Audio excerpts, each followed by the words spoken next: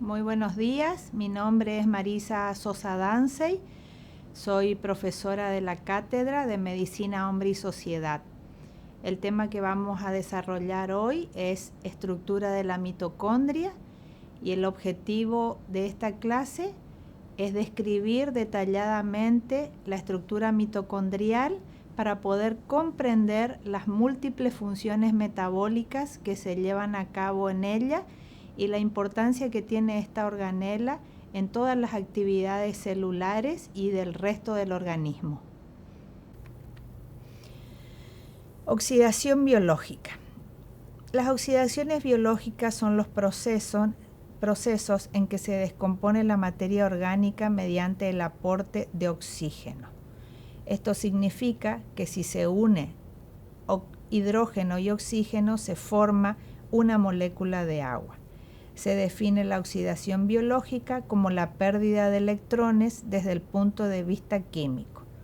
Un elemento o compuesto se une con el oxígeno. La generación de energía se lleva a cabo en el interior de la célula.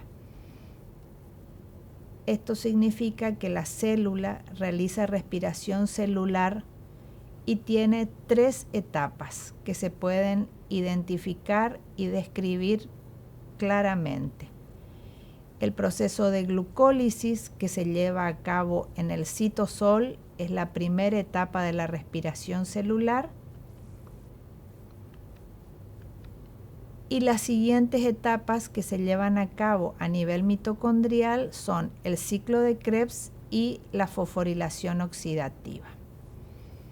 Estas dos últimas se llevan a cabo en la mitocondria, que como les decía en los objetivos iniciales, es una estructura muy compleja y esa complejidad está íntimamente relacionada con todas las funciones metabólicas que se llevan a cabo en ella. Las mitocondrias son abundantes en las células eucariotas, tanto animales como vegetales. La ubicación de estas estructuras tan particulares es más cercana a la membrana plasmática y levemente lejana al núcleo celular. El tamaño de las mitocondrias es variable de 0,5 a 1 micra y en la fotografía tomada con microscopio electrónico de barrido podemos observar la estructura alargada u ovalada que tienen las mismas.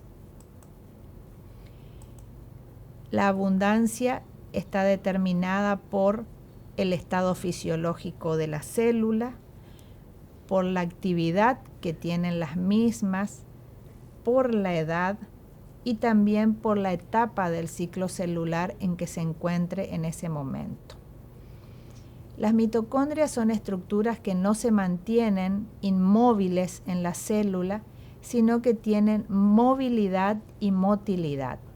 La movilidad está mediada por fibras de microtúbulo cuando la distancia que tienen que recorrer es algo larga, o bien por los filamentos de actina cuando el desplazamiento es más corto.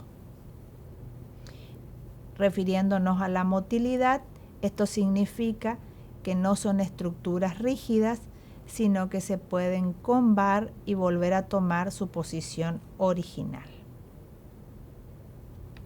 Volviendo a lo que nos referíamos recién respecto a la biogénesis mitocondrial, que es una adaptación de la mitocondria a un estímulo contráctil, el aumento en la cantidad y los cambios de su composición se dan en la etapa G1. En esta etapa del ciclo celular, la mitocondria puede dividirse a través de un proceso denominado gemación, similar al que se realiza en las bacterias, y dar mitocondrias más pequeñas que luego de la síntesis de todos los componentes orgánicos de la misma va a aumentar su tamaño hasta tomar el tamaño que referíamos recién, de 0,5 a 1 micra. Vamos a describir ahora la estructura mitocondrial, comenzando por la membrana mitocondrial externa. Acá visualizamos una fotografía electrónica de la mitocondria, donde podemos distinguir perfectamente la estructura trilaminar con un 60% de proteínas y un 40% de lípidos. Es sumamente permeable. Esta permeabilidad está dada por las proteínas porinas, transportadoras, no glucosiladas, que tienen dos subunidades. Estas proteínas porinas comprenden canales aniónicos dependientes del voltaje. Quiere decir que permiten pasar de manera pasiva a una serie de compuestos que se encuentran en el citosol. En la membrana mitocondrial externa también encontramos proteínas receptoras como translocasas de membrana denominadas TOM, con variedades 37, 70, 20, 22 y 5, cuya función es direccionar las proteínas citosólicas, como por ejemplo el ADN y la ARN polimerasa. Los elementos de translocación, como son las TOM40, las TOM5, 6 y 7, también son otras estructuras importantes en la membrana mitocondrial externa, y los complejos de importación del colesterol, junto con la proteína BCL2 y otras proteínas de unión. En la imagen que podemos ver las proteínas transportadoras mencionadas hace un momento, que son las proteínas porinas. Aquí en detalle podemos ver las proteínas mencionadas en la membrana externa, como son las TOM70, 37, 20, 22 y 40. La función de estas proteínas es muy importante porque son no solo las proteínas receptoras del citosol, sino que son proteínas que forman un canal para que la proteína la atraviese, y durante ese proceso de translocación la actividad enzimática no genere ninguna influencia y que pueda dañarla durante ese proceso. Yendo a la membrana mitocondrial interna, fíjense que acá podemos visualizar la membrana externa y la membrana interna, que es la que vamos a describir ahora. Existen proteínas receptoras denominadas TIM. Estas proteínas intervienen activamente en la importación hacia la matriz. En el interior de las mitocondrias, a nivel matriz, se encuentran proteínas chaperonas cooperantes. Quiere decir que una vez que las proteínas inician su proceso de translocación desde el citosol hacia la matriz mitocondrial, intervienen tanto las proteínas TOM como las proteínas TIM, generando un canal de tal manera que en ese proceso de translocación las proteínas no se vean dañadas por agentes enzimáticos o tengan plegamientos prematuros que las desnaturalicen. Una vez descrita la membrana externa y la membrana interna, nos detenemos en el espacio intermembranoso. En esta fotografía podemos visualizar la membrana externa y la membrana interna, a la que luego vamos a regresar. Este espacio intermembranoso tiene un espesor aproximado de 6 a 8 nanómetros, tiene una composición hidroeléctrica similar al citosol. Esto se ve explicado por lo que veíamos hace un momento, por la presencia de porinas, que son canales transportadores de aniones y que generan la posibilidad de que ingresen solamente a través del gradiente, o sea, por un mecanismo de transporte pasivo, todos aquellos componentes citosólicos al espacio intermembrana.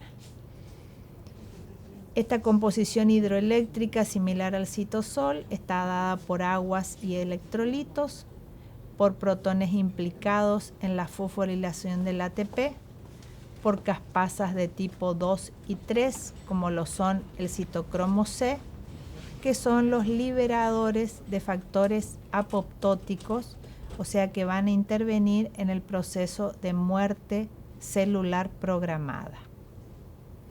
La carnitina es otra de las enzimas que se encuentra en el espacio intermembrana y es una molécula implicada en el transporte de ácidos grasos desde el citosol hacia la matriz mitocondrial.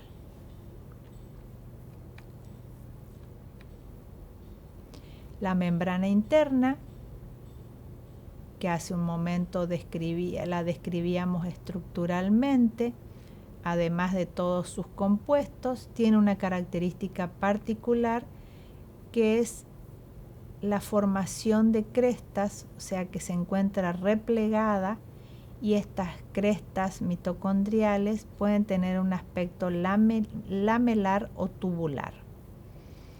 A diferencia de la membrana externa, esta membrana interna es impermeable y tiene un 80% de proteínas y un 20% de lípidos.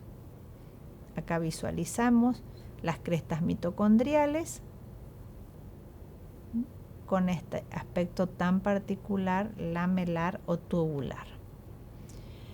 Las proteínas fundamentales que componen la membrana interna son las contratransportadoras específicas, las antiportadoras, que tienen como función mover el ATP y el ADP, las enzimas que intervienen en la beta oxidación de ácidos grasos, el complejo de importación TIM, que lo veíamos hace un momento en detalle, fosfolípidos como por ejemplo cardiolipina, que son los que permiten que los lípidos citosólicos ingresen a la matriz para que se produzca el proceso de beta oxidación.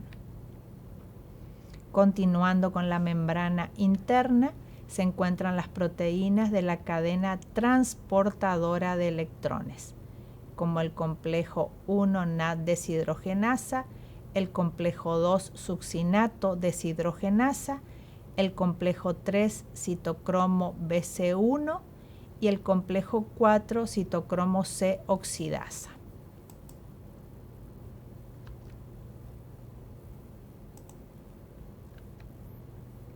La membrana interna, como podrán visualizar, tiene una gran complejidad y también se encuentra presente un transportador protónico, que es una proteína desacoplante natural de la fosforilación oxidativa denominada termogenina.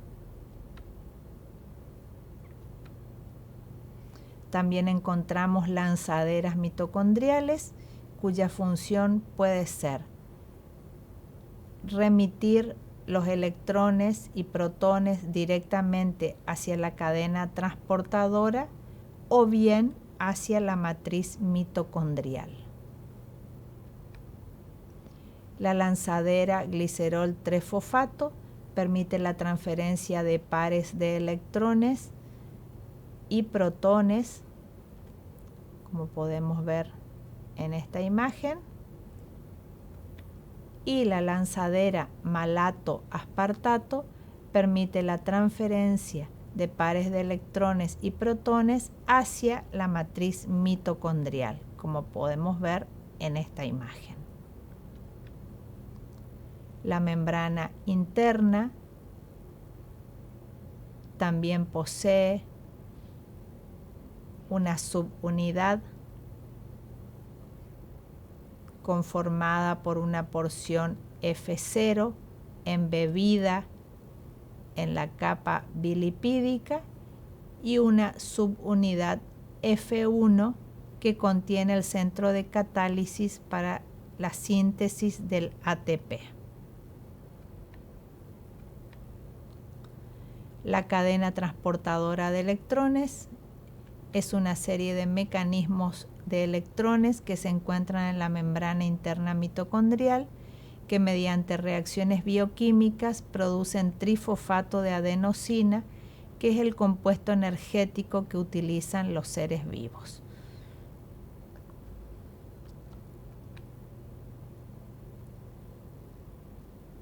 Otra fotografía electrónica de la mitocondria que nos va a permitir ubicarnos en la matriz mitocondrial. La matriz mitocondrial es el espacio interno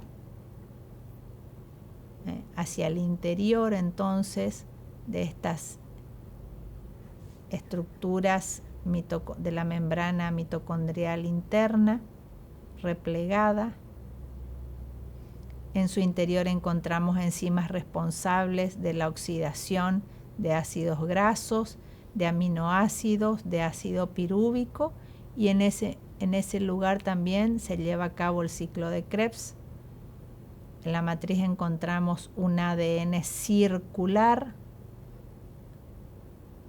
que tiene 16.595 pares de genes.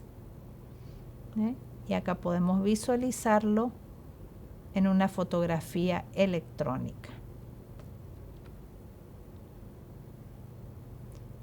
El ADN mitocondrial cuenta con un único origen de replicación, a diferencia del ADN nuclear, y se han contabilizado hasta ahora esta cantidad de genes mencionados.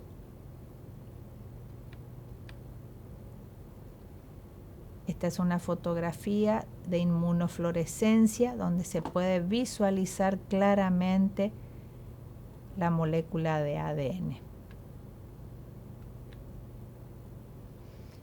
En el interior de la matriz también encontramos enzimas implicadas en la replicación, transcripción y traducción del ADN mitocondrial, gránulos densos e irregulares de calcio y magnesio, 13 moléculas de ARN mensajero, 2 de ARN ribosomal y 22 de ARN de transferencia.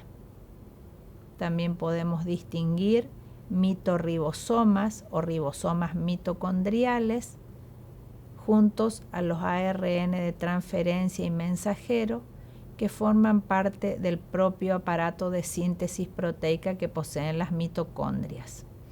Quiere decir que están implicados en la síntesis de un número pequeño pero importante de proteínas mitocondriales. Acá podemos ver un ARN. En síntesis, la principal función de las mitocondrias es la oxidación de metabolitos y la obtención de ATP mediante la fosforilación oxidativa, que es dependiente de la cadena transportadora de electrones. Haciendo un poco de historia, estos organelos fueron descritos inicialmente por Walter Fleming en 1876. Por supuesto que en aquellos tiempos se desconocía la función y la relevancia de estas organelas. Posteriormente, muchos años después, en 1963, los hermanos Nass continuaron con la descripción de la mitocondria y fueron los que aventuraron la presencia de una molécula de ADN en el interior de la matriz. Y en 1953, Warburg continuó con sus aportes al estudio detallado, no solo estructural, sino ya funcional de esta organela. ¿Cómo se explica la complejidad estructural y funcional que tiene la mitocondria?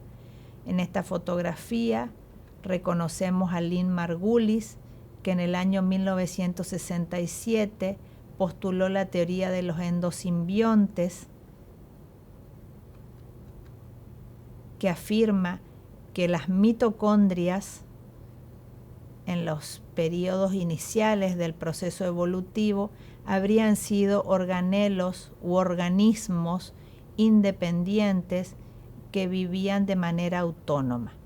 Por determinadas condiciones ambientales, estos organelos se introdujeron en el interior de algunas células que se encontraban cercanas a ellos y de esa manera formaron parte de ese organismo. Quiere decir que esto explicaría el por qué la mitocondria tiene tal complejidad estructural, como lo decíamos recién, y posee un ADN característico.